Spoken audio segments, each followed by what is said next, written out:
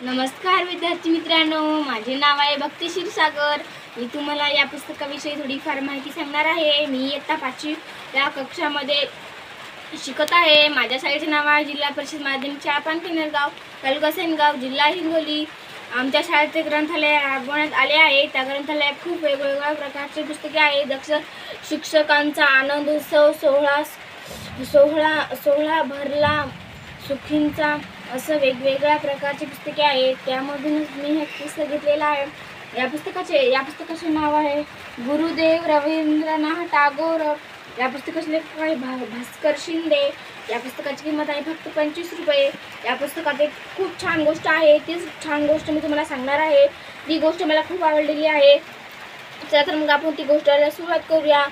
एक रवींद्रनाथ टागोरे यांचा जन्म 1861 साली बंगाल या गावी झाला।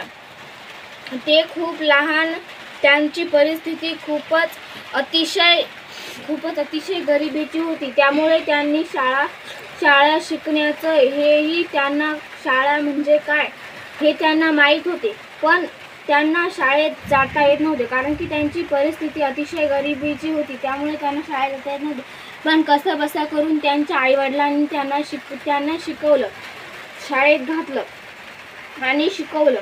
ते शाळेत घातलं त्यांना।